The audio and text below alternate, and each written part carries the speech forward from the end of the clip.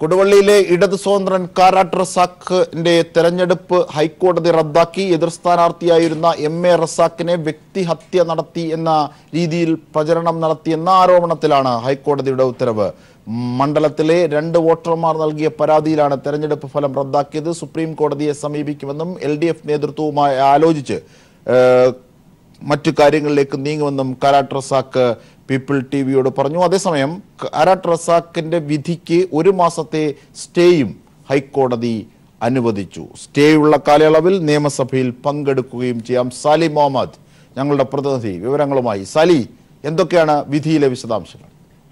അജിംഷാദ്, 2016 നടന്ന നിയമസഭാ തെരഞ്ഞെടുപ്പിൽ പ്രചരണ രംഗത്ത് കാരാട്ട് റസാഖ് ഉപയോഗിച്ച ചില വീഡിയോ ദൃശ്യങ്ങൾ അത് തനിക്ക് അപമാനകരമാണ്, അല്ലെങ്കിൽ എതിർ സ്ഥാനാർത്ഥിക്ക് അപമാനകരമാണ്, വ്യക്തിഹത്യ നടത്തുന്നതാണ് എന്നായിരുന്നു ഹർജിയിലെ ആരോപണം.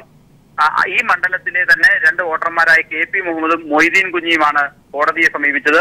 അതായത് എതിർ സ്ഥാനാർത്ഥിയായിരുന്ന ലീഗിലെ MA റസാഖ് മാസ്റ്റർ കൈക്കൂലി വാങ്ങി എന്നും മറ്റും ആരോപിക്കുന്ന ചില വീഡിയോ ദൃശ്യങ്ങൾ ഉൾപ്പെടുന്ന ഒരു ഡോക്യുമെന്ററി നിർമ്മിച്ച് അത് മണ്ഡലത്തിലുടനീളം പ്രചരിപ്പിച്ചു. അത് ഈ എതിർ സ്ഥാനാർത്ഥിയെ വ്യക്തിഹത്യ ചെയ്ത് പ്രതിച്ഛായ തകർത്ത് തെരഞ്ഞെടുപ്പിൽ ജയിക്കാൻ വേണ്ടി നടത്തിയ ഒരു പണിയാണ് എന്നുള്ളതായിരുന്നു ഹർജിയിലെ ആവശ്യം. അതിൽ വിശദമായി വാദം നടന്നു. അതിനുശേഷം കോടതി ഇപ്പോൾ കണ്ടെത്തിയിരിക്കുന്നത് ഇത് ജനപ്രാതിനിധ്യ നിയമത്തിലെ 123(4) പ്രകാരം കുറ്റകരമാണ് എന്നുള്ളതാണ്. എതിർ സ്ഥാനാർത്ഥിയെ വ്യക്തിഹത്യ ചെയ്യുന്നതും തേജോവധം ചെയ്യുന്നതും പ്രതിച്ഛായ തകർക്കാൻ നടത്തുന്ന ശ്രമങ്ങളുമൊക്കെ ജനപ്രാതിനിധ്യ നിയമം 123(4) അനുസരിച്ച് കുറ്റകരമാണ്, അഴിമതിയാണ്, തെരഞ്ഞെടുപ്പ് അഴിമതിയുടെ ഗണത്തിൽ വരും എന്നാണ് കോടതി കണ്ടെത്തിയിരിക്കുന്നത്. അതിന്റെ അടിസ്ഥാനത്തിൽ കൊടുവള്ളി നിയമസഭാ തെരഞ്ഞെടുപ്പ്. ശരി സാലി, ഇപ്പോൾ LDF കൺവീനർ A വിജയരാഘവൻ മാധ്യമങ്ങളെ കാണുന്നു.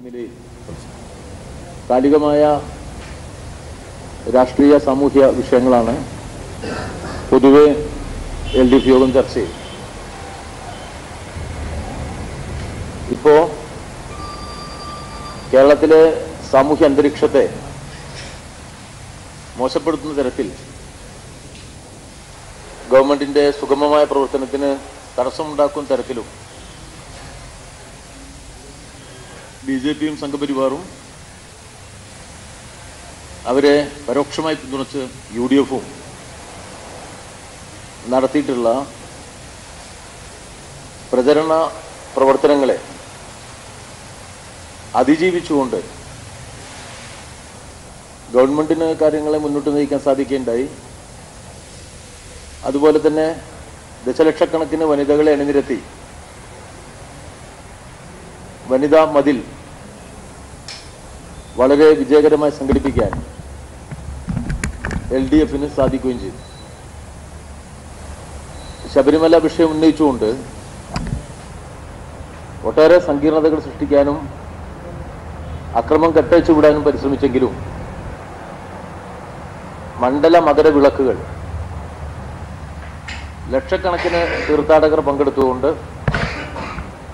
സമാധാനപരമായി തന്നെ നടത്താനും നമുക്ക് സാധിക്കേണ്ടത്.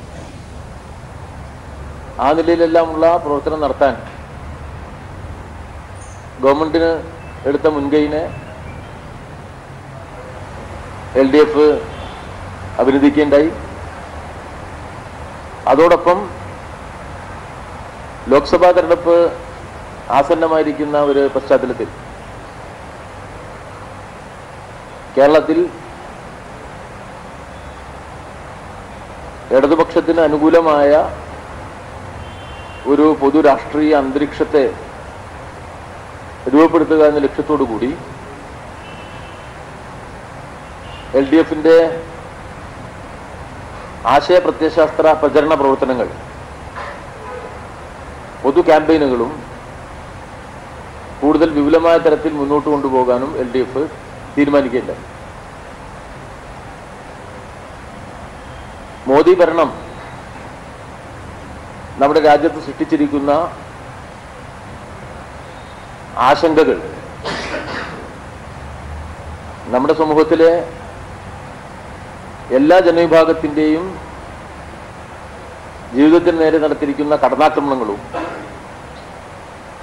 ആ ഗവൺമെന്റിനെ അധികാരഭ്രഷ്ടമാക്കുക എന്ന മുഖ്യ രാഷ്ട്രീയ ദൗത്യത്തിന് പിന്തുണ പ്രഖ്യാപിക്കാൻ കേരളത്തെ സജ്ജമാക്കുക എന്ന ചുമതലയാണ് LDF ഏറ്റെടുക്കാൻ പോകുന്നത്. മോദി ഭരണം സമൂഹത്തിൽ വർഗീയ ധ്രുവീകരണം ഉണ്ടാക്കാനും ഇന്ത്യയുടെ സമ്പദ്ഘടനയുടെ പൊതു വളർച്ചയെ ദുർബലപ്പെടുത്താനുമാണ് ഉപയോഗപ്പെടുത്തിയിട്ടുള്ളത്. അതിന്റെ പ്രത്യാഘാതം കേരളം അനുഭവിക്കുകയാണ്.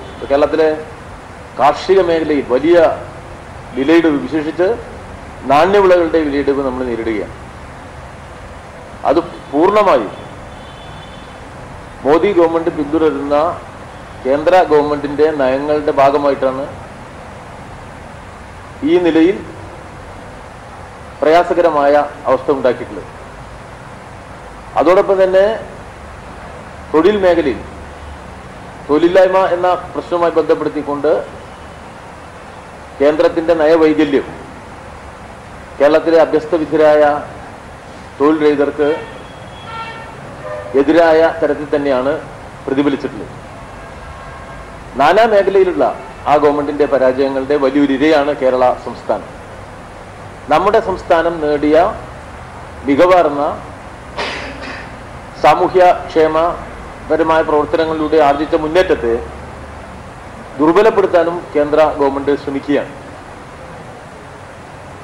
കേരളത്തിന്റെ വികസന മുന്നേറ്റത്തിന് സഹായകരമായ നിലപാടല്ല കേന്ദ്ര ഗവൺമെന്റിന്റെ ഭാഗത്ത് വരുന്നത്. ആ നിലയിൽ കേന്ദ്രം കേരളത്തോട് സ്വീകരിക്കുന്ന തെറ്റായ സമീപനം തുറന്നു കാണിക്കുക, കേന്ദ്ര ഗവൺമെന്റിന്റെ വികലമായ സാമ്പത്തിക നയത്തിനെതിരായി ജനങ്ങളെ അണിനിരത്തുക, സമൂഹത്തെ തന്നെ ഭിന്നിപ്പിച്ച് രാജ്യത്തിന്റെ ബഹുസ്വരതയെ തകർക്കുന്ന കേന്ദ്ര നിലപാടുകൾ, BJP നിലപാടുകൾ തുറന്നു കാണിക്കുക, നമ്മുടെ സമൂഹത്തിലെ ജനാധിപത്യ സ്ഥാപനങ്ങളെ തകർക്കാൻ, ഫെഡറൽ സംവിധാനത്തെ ദുർബലപ്പെടുത്താൻ, രാജ്യത്തിന്റെ ഭരണഘടനയുടെ മഹത്തരമായ അടിത്തറയുടെ ഗുണാംശങ്ങളെ മുഴുവൻ നിരാകരിക്കാൻ BJP ഗവൺമെന്റ് നടത്തുന്ന പരിശ്രമങ്ങൾക്കെതിരായിട്ടുള്ള വലിയ പ്രതിരോധത്തിന്റെ ഒരു തിരഞ്ഞെടുപ്പ് ബലം കേരളത്തിന് രൂപീകരിക്കുക എന്നത് ഇന്നത്തെ സാഹചര്യത്തിൽ വളരെ പ്രാധാന്യമുള്ളൊരു കാര്യമാണ്. ഈ കാര്യങ്ങളെല്ലാം വെച്ചുകൊണ്ട് വിപുലമായ പ്രചരണങ്ങൾ നടത്തുക എന്നുള്ളതാണ് നമ്മൾ LDF ചർച്ച ചെയ്തത്. കഴിഞ്ഞ ഏതാനും ദിവസങ്ങളിലായിട്ട് LDF നടത്തിയിട്ടുള്ള പ്രചരണങ്ങൾ, മുഖ്യമന്ത്രി തന്നെ മുൻകൈയെടുത്ത് നടത്തിയിട്ടുള്ള ജില്ലാതല റാലികൾ, തുടർന്ന് ശബരിമലയിൽ സംഘപരിവാറും അവരെ പിന്തുണച്ച് കോൺഗ്രസും നടത്തിയ തെറ്റായ പ്രചരണങ്ങൾക്കും പ്രവർത്തനങ്ങൾക്കും എതിരായിട്ട് നടത്തിയ വിപുലമായ പ്രചരണ പ്രവർത്തനങ്ങൾ, ഇതെല്ലാം നടത്തിയിട്ടുണ്ടെങ്കിലും അതിൻ്റെ തുടർച്ച എന്നുള്ള നിലയ്ക്ക് സംസ്ഥാന അടിസ്ഥാനത്തിൽ കുറെ കൂടി കേന്ദ്രീകരിച്ച പ്രചരണ പ്രവർത്തനങ്ങൾ നടത്തണമെന്നാണ് പൊതുവായി LDF എത്തിച്ചേർന്നിട്ടുള്ള തീരുമാനം. അതിൻ്റെ ഭാഗമായി നമ്മളിപ്പോൾ 2 സംസ്ഥാനതല പ്രചരണ ജാഥകൾ ഫെബ്രുവരി മാസം 2ാമത്തെ ആഴ്ചയിൽ സംഘടിപ്പിക്കുകയാണ്. ഒന്ന് തിരുവനന്തപുരത്തു നിന്നും മറ്റൊന്ന് കാസർഗോഡ് നിന്നും പര്യടനം ആരംഭിച്ച് തൃശ്ശൂരിൽ ഫെബ്രുവരി മാസം 2ാം തീയതി വലിയ ബഹുജന റാലിയോടുകൂടി, മാർച്ച് മാസം 2ാം തീയതി വലിയ റാലിയോടുകൂടി സമാപിപ്പിക്കണമെന്നാണ് ഉദ്ദേശിക്കുന്നത്. ഫെബ്രുവരി 2ാമത്തെ ആഴ്ച ആരംഭിക്കുന്ന നിയോജകമണ്ഡലം കേന്ദ്രീകരിച്ചിട്ടുള്ള പൊതുയോഗ പരിപാടികളാണ്. അത് നമുക്ക് 1ാം തീയതി അവസാനിപ്പിക്കാൻ സാധിക്കും. 2ാം തീയതി വിപുലമായ പരിപാടി തൃശ്ശൂരിൽ സംഘടിപ്പിക്കുക എന്നുള്ളതാണ്. മുഖ്യമന്ത്രി ഉൾപ്പെടെയുള്ള നമ്മുടെ നേതാക്കൾ മാർച്ച് 2ന്റെ റാലിയെ അഭിസംബോധന ചെയ്യും. നമ്മുടെ മുഴുവൻ LDF നേതാക്കളും 10 LDF ഘടകകക്ഷി നേതാക്കളും ആ റാലിയിൽ ബഹുജനങ്ങളെ അഭിസംബോധന ചെയ്യും. ജാഥയിലും നമ്മുടെ എല്ലാ LDF ഘടകകക്ഷികളും ഒന്നുചേർന്നുകൊണ്ടുള്ള ആദ്യത്തെ ഒരു പൊതുപ്രചരണ പരിപാടി എന്നുള്ള നിലയ്ക്ക് വളരെ പ്രസക്തമാകുന്ന ഒന്നായിട്ട് ജാഥയെ മാറ്റാൻ സാധിക്കും. ആ നിലയിൽ ജാഥയുടെ വിജയത്തിന് സഹായകരമായ രൂപത്തിലുള്ള പ്രവർത്തനങ്ങൾ സംഘടിപ്പിക്കാൻ LDFന്റെ വിവിധ തലത്തിലുള്ള സമിതികളെ സജ്ജമാക്കുക എന്നുള്ള നിലയിലുള്ള കാര്യങ്ങളാണ് പൊതുവെ LDFന്റെ ഈ ഇന്നത്തെ സംസ്ഥാന സമിതി യോഗം ചർച്ച ചെയ്തിട്ടുള്ളത്. ഇതിന്റെ ഭാഗമായി ഫെബ്രുവരി 25-നുള്ളിൽ ജനുവരി 25-നുള്ളിൽ തന്നെ എല്ലാ LDF ജില്ലാ സമിതികളും യോഗം ചേരും. നിലവിലുള്ള നമ്മുടെ LDF ജില്ലാ സമിതികളിൽ പുതുതായിട്ടുള്ള നമ്മുടെ ഘടകകക്ഷികളെ കൂടി ഉൾക്കൊള്ളിച്ചുകൊണ്ടുള്ള വിപുലമായ യോഗങ്ങളാണ് ജില്ലാടിസ്ഥാനത്തിൽ 25-ാം തീയതിക്കുള്ളിൽ ഇപ്പോൾ നടത്താൻ പോകുന്നത്. ജനുവരി 30-ന് മുമ്പായിട്ട് എല്ലാ അസംബ്ലി നിയോജകമണ്ഡലം തലത്തിലുള്ള LDF യോഗങ്ങളും നമ്മളിപ്പോൾ വിളിച്ചിറക്കുകയാണ്. അങ്ങനെ ബൂത്ത് തലം വരെയുള്ള LDFനെ നല്ല നിലയിൽ പ്രവർത്തന സജ്ജമാക്കിക്കൊണ്ട് ഈ പ്രചരണ പരിപാടികളിലേക്ക് LDFലെ രാഷ്ട്രീയ പാർട്ടികൾ, LDFലെ പാർട്ടികളെയും LDFനെ പിന്തുണക്കുന്ന ബഹുജനങ്ങളെയും അണിനിരത്തുന്ന ഒരു ബൃഹത്തായ പരിപാടിയാണ് LDF വിഭാവനം ചെയ്യുന്നത്.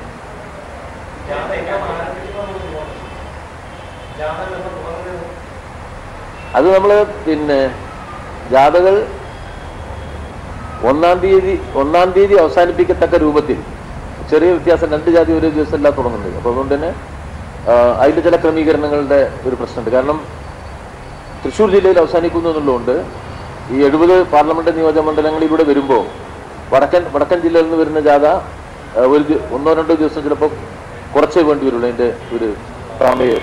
അതുകൊണ്ട് അതുകൂടി പരിഗണിച്ചുകൊണ്ടാണ് ജാഥ റൂട്ട് തയ്യാറാക്കുന്നത്. 2 ജാഥകൾ എന്ന നിലയ്ക്കാണ്. 2 ജാതി ഒരേ ദിവസമല്ല ആരംഭിക്കുന്നത്, 2 ദിവസങ്ങളിലായിട്ടാണ് ആരംഭിക്കുന്നത്. അവസാനിപ്പിക്കുന്നത് ഒരുമിച്ച് എല്ലാവരും കൂടി പങ്കെടുക്കുന്ന പൊതുപരിപാടിയോട്. ജാഥ ക്യാപ്റ്റനിൽ നമ്മൾ CPIയുടെയും CPIMന്റെയും വളരെ പ്രമുഖരായ നേതാക്കളാണ് ജാഥ ക്യാപ്റ്റന്മാരായിട്ട് വരുന്നത്. അത് 2 CPIന്റെയും CPIMന്റെയും യോഗങ്ങൾ ചേർന്നപ്പോൾ നമ്മൾ തീരുമാനിക്കും. അതാണ് അത് തെക്ക് വടക്കല്ല, വളരെ കൃത്യമായി CPIയുടെ നേതൃത്വത്തിലുള്ള ജാഥ വടക്ക് നിന്നും CPM നേതൃത്വം നൽകുന്ന ജാഥ തെക്ക് നിന്നും തിരുവനന്തപുരത്ത് നിന്ന് ആരംഭിച്ചു.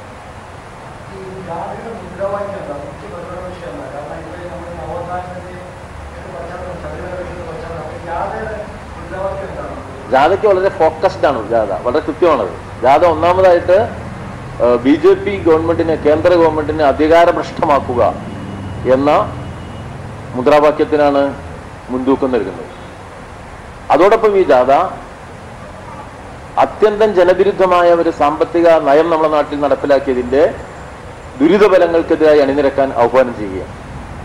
കാരണം ഇവിടെ നടപ്പിലാക്കിയിട്ടുള്ള നയങ്ങൾ, ഒന്നാമത് പറഞ്ഞത് സ്വാഭാവികമായിട്ടും BJPയെ എതിർക്കുക എന്നത് തീവ്രവർഗീയത വഴി സമൂഹത്തെ ഭിന്നിപ്പിക്കുന്നു എന്നുള്ളതുകൊണ്ടാണ്. ഏറ്റവും നല്ല ബഹുസ്വരതയുള്ള സമൂഹമാണ് നമ്മുടേത്. അതിൽ തന്നെ മതനിരപേക്ഷമായ സാമൂഹ്യ അവസ്ഥ ഏറ്റവും കൂടുതൽ നിലനിൽക്കുന്നത് കേരളത്തിലാണ്. ഇന്ത്യയിലെ പൊതുസ്ഥിതി ഞാൻ വിശദീകരിക്കേണ്ട കാര്യമില്ല. വലിയ കേന്ദ്ര ഗവൺമെന്റ് തന്നെ, പ്രധാനമന്ത്രി തന്നെ മുൻകൈ എടുത്തുകൊണ്ട് സമൂഹത്തെ ഭിന്നിപ്പിക്കുന്ന പ്രവർത്തനത്തിന് നേതൃത്വം കൊടുക്കുകയാണ്. ഇപ്പൊ കേരളത്തിൽ വന്ന നരേന്ദ്രമോദിയുടെ പ്രസംഗങ്ങളുടെ സൂക്ഷ്മാംശങ്ങളിലേക്ക് നോക്കിയാൽ നമുക്ക് കാണാൻ കഴിയും. അത് ഒരു രാജ്യതന്ത്രജ്ഞനായ പ്രധാനമന്ത്രിയിൽ നിന്ന് പ്രതീക്ഷിക്കുന്നതല്ല, ഒരു ഭീഷണാശാലിയായ ഉത്പതിഷ്ണുവായ പ്രധാനമന്ത്രിയിൽ നിന്നും പ്രതീക്ഷിക്കുന്നതല്ല, ഒരു സംഘപരിവാർ പ്രചാരകനിൽ നിന്ന് പ്രതീക്ഷിക്കുന്ന വാക്കുകളും വാചകങ്ങളും ശൈലിയുമാണ് നരേന്ദ്രമോദിയുടെ കേരള സന്ദർശനത്തിൽ നമ്മൾ കണ്ടത്. സ്വാഭാവികമായിട്ടും ഇത് സമൂഹം അംഗീകരിക്കുന്നില്ല. അത്തരം ഭരണ തുടർച്ച നമ്മുടെ രാജ്യത്തുണ്ടാകുന്നത് ഈ നാടിൻ്റെ തന്നെ ജനാധിപത്യ മൂല്യങ്ങളുടെയും മഹത്തായ ഭരണഘടനയുടെ അടിത്തറയുടെയും പൊതുഘടനയെ തകർക്കുന്നതാണ്. അപ്പോൾ അത് തന്നെയാണ് ഒന്നാമത്തെ വിഷയം. അതോടൊപ്പം രാജ്യത്ത് നടപ്പിലാക്കുന്ന ഒരു സാമ്പത്തിക നയമുണ്ട്. ആ സാമ്പത്തിക നയത്തിൽ മാറ്റം വരേണ്ടതുണ്ട്. ഈ നയത്തെ പൊതുവെ പിന്താങ്ങുന്നവരാണ് കോൺഗ്രസ്.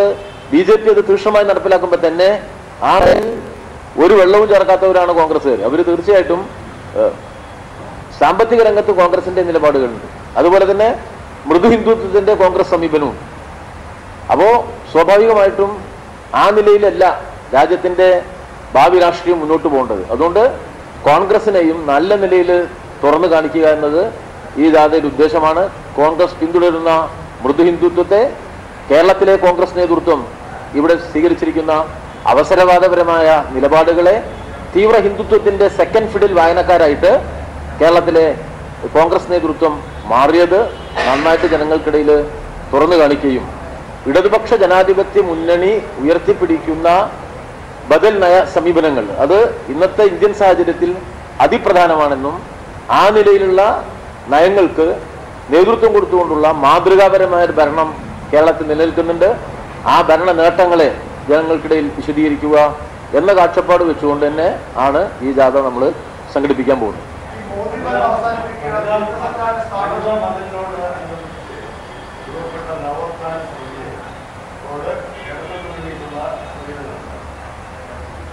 അല്ല, നവോത്ഥാനം എന്നുള്ളത്, നവോത്ഥാന സമിതി എന്നുള്ളത് നമ്മളൊരു വളരെ ഉന്നതമായ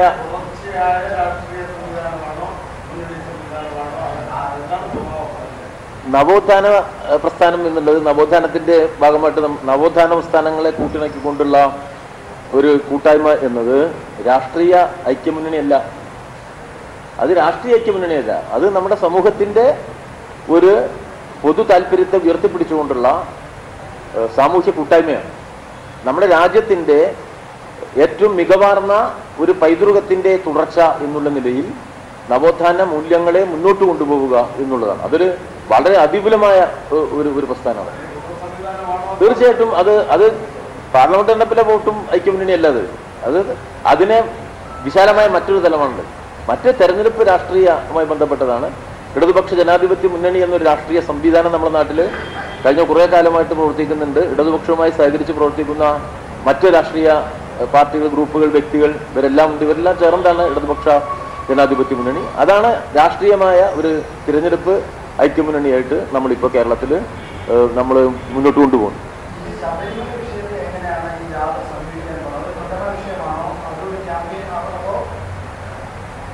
അല്ല, ശബരിമലയിലെ മണ്ഡലവിളക്കും മകരവിളക്കും കഴിഞ്ഞല്ലോ. അത് പ്രധാനപ്പെട്ട സംഭവമല്ലേ, നല്ല നിലയ്ക്ക് കഴിഞ്ഞു.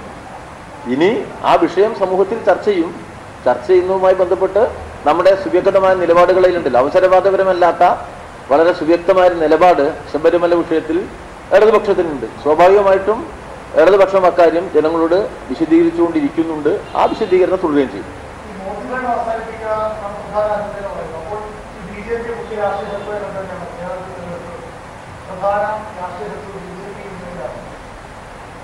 അല്ല, നരേന്ദ്രമോദിയെ എതിർക്കുക എന്ന് പറഞ്ഞാൽ അതൊരു ദേശീയ കാഴ്ചപ്പാടാണ്. BJP അധികാരഭ്രഷ്ടമാക്കുക എന്നത് നമ്മുടെ ഇന്നത്തെ ദേശീയ രാഷ്ട്രീയ സാഹചര്യത്തിലെ ഏറ്റവും പ്രധാനപ്പെട്ട ചുമതലയാണ്. അതിന് നമ്മൾ മുഖ്യശത്രു കേരളത്തിൽ BJP ആണോ എന്നുള്ള എനിക്ക് കൊണ്ടുള്ള കാര്യമില്ല. ഇന്ത്യയിൽ തന്നെ മുഖ്യശത്രുവാണ് BJP എന്ന് പറഞ്ഞാൽ കേരളം ഇന്ത്യയിലാണല്ലോ.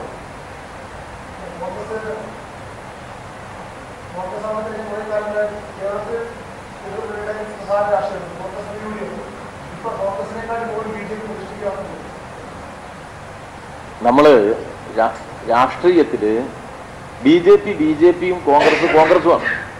BJPയെ നമ്മൾ ദേശീയ രാഷ്ട്രീയ സാഹചര്യത്തിൽ അധികാരഭ്രഷ്ടമാക്കുക എന്ന രാഷ്ട്രീയം മുന്നോട്ട് വെക്കുമ്പോൾ അതിൻ്റെ അർത്ഥം കേരളത്തിലെ ഈ BJPയോട് ഏറ്റവും കൂടുതൽ സൗഹൃദം പുലർത്തുന്ന പ്രവർത്തന ശൈലിയുള്ള, അവസരവാദ സമീപനമുള്ള, മതജാതി രാഷ്ട്രീയത്തിൻ്റെ പ്രചാരകന്മാരായ കോൺഗ്രസിനുമായി എന്തെങ്കിലും തമ്മിൽ അവരുടെ തകരാറുകളെ സംബന്ധിച്ച് കുറച്ച് കാണുക എന്ന് അർത്ഥമാക്കേണ്ടതില്ല.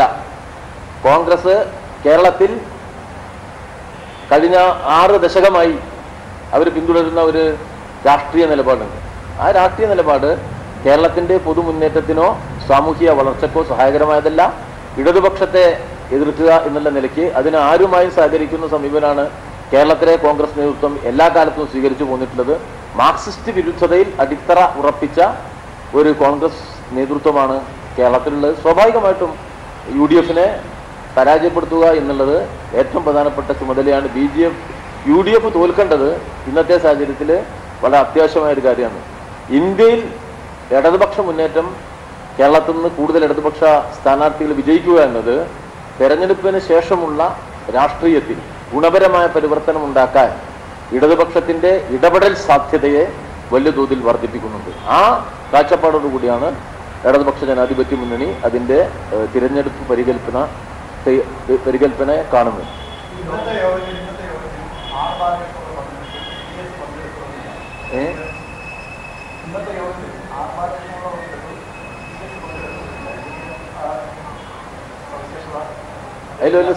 അതിന് സവിശേഷത എന്തെങ്കിലും ഉണ്ടോ?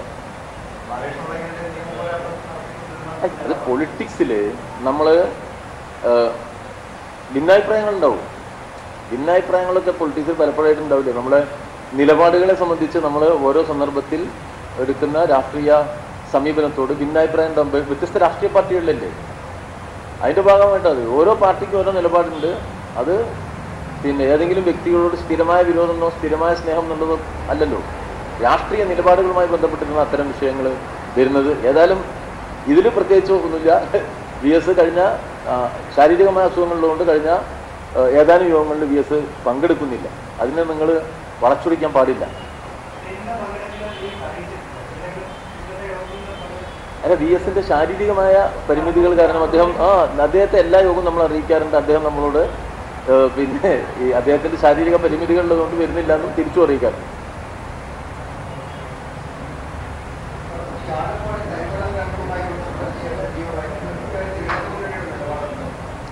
ഇടതുമുന്നണിയുടെ നിലപാടാണ് മുഖ്യമന്ത്രി വ്യക്തമാക്കിയിട്ടുള്ളത്.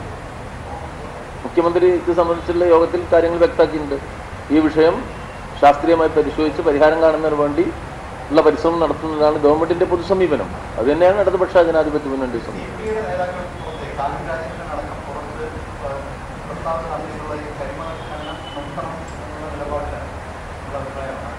അല്ല, ഇതില് ഇടതുപക്ഷ മുന്നണിക്ക് ഒരു പൊതു നിലപാടാണ് ഇതിലുള്ളത്. പിന്നെ അതാണ് മുഖ്യമന്ത്രി വ്യക്തമാക്കിയത്. ഇടതുപക്ഷ മുന്നണിയിൽ ഇക്കാര്യത്തിൽ യാതൊരു തരം ഭിന്നാഭിപ്രായമില്ല.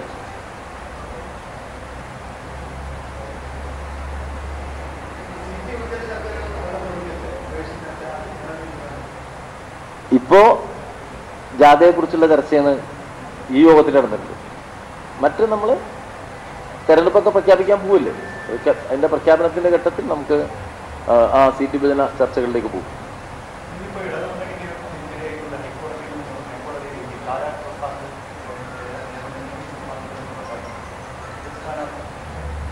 അതൊരു കോടതി വിധിയാണ്. അപ്പോ കോടതി വിധിനെ അടിയും തിരിച്ചടിയും പട്ടികയിലേക്കൊന്നും വെക്കേണ്ട കാര്യമില്ല. ആ തെരഞ്ഞെടുപ്പുമായിട്ട് ബന്ധപ്പെടുത്തി തെരഞ്ഞെടുപ്പ് കേസ് ഉണ്ടായിരുന്നു. അതിൽ കോടതി ഒരു വിധി പറഞ്ഞിട്ടുണ്ട്. അതിന് നിയമപരമായിട്ടുള്ള കാര്യമാണല്ലോ. അപ്പോൾ കോടതി ഒരു വിധി നടത്തിയാൽ ആ കോടതി വിധിയാണ് ഇപ്പോൾ നമ്മുടെ നാട്ടിൽ വിധി അംഗീകരിക്കാനേ മാർഗുള്ളൂ. ആ വിധിയുടെ മേലെ അതിൻ്റെ മുകളിലുള്ള കോടതിയിൽ അപ്പീൽ പോവുക എന്നുള്ളതാണ് സാധാരണ നമ്മൾ സ്വീകരിക്കുന്ന ഒരു പ്രക്രിയ. അത് ആ നിലയിൽ അത് പോവുകയാണെങ്കിൽ അതിനൊരു രാഷ്ട്രീയ തിരിച്ചടിയായിട്ട് കാണേണ്ടില്ല.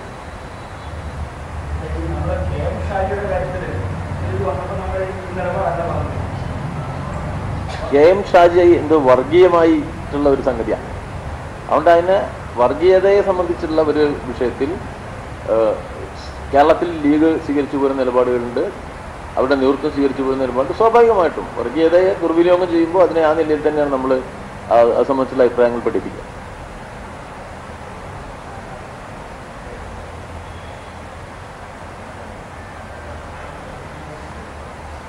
അവസാനിപ്പിക്കാറ്